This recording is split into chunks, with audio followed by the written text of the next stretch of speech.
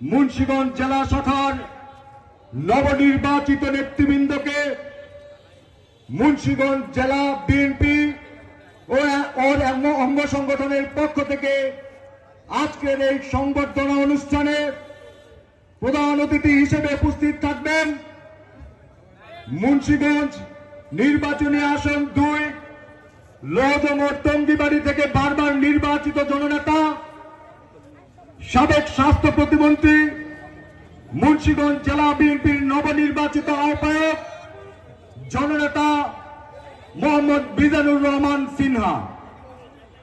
আজকের এই সংবর্ধনা অনুষ্ঠানে সভাপতিত্ব করবেন মুন্সিগঞ্জ জেলা বিএনপির কিংবদন্তি নেতা জননেতা আলহাজ আব্দুল্লাহ অসুস্থ হওয়ার পর নেতৃত্বের শূন্যতা পূরণ করতে যে দক্ষতার সাথে শক্ত হাতে যিনি ফ্যাসিস্ট হাসিনার বিরুদ্ধে লড়াই চালিয়ে গেছেন, আমাদের সকলের হৃদয়ের স্পন্দন মুন্সিগঞ্জ সদর উপজেলা বিএনপির বিপ্লবী সভাপতি জননেতা মোহাম্মদ মহিউদ্দিন আহমেদ।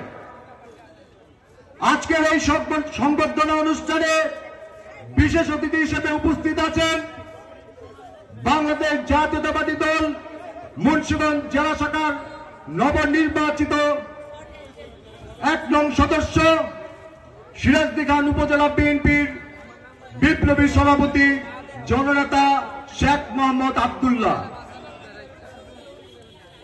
আজকের এই সংবর্ধনা অনুষ্ঠানে বিশেষ অতিথি হিসেবে উপস্থিত থাকবেন মুন্সিগঞ্জ জেলা বিএনপির নবনির্বাচিত 2 নং সদস্য শ্রীনগর উপজেলা বিএনপির বিপ্লবী সভাপতি শহীদুল ইসলাম মৃধা।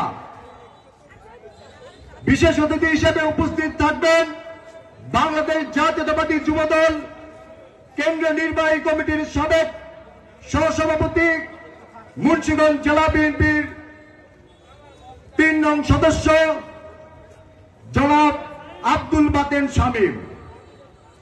বিশেষ অতিথি হিসেবে উপস্থিত থাকবেন মুন্সিগঞ্জ জেলা বিএনপির নবনির্বাচিত সদস্য গজারিয়া উপজেলা বিএনপির বিপ্লবী আহ্বায়ক জনাব সিদ্দিকুল্লাহ ফরিদ।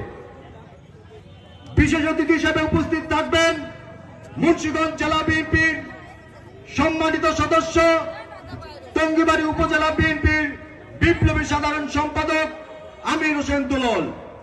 সংগ্রামী নেতৃবৃন্দ, আজকে আমরা যেই জায়গায় দাঁড়িয়ে এই সংবর্ধনা অনুষ্ঠান করছি, এই ঠিক সেই জায়গা গত 4ই আগস্ট স্বৈরাচার ফ্যাসিস্ট হাসিনা সরকারের সন্ত্রাসী বাহিনীর গুলিতে আমাদের 3 জন ছাত্র যুব শ্রমিক নিহত হয়েছিল।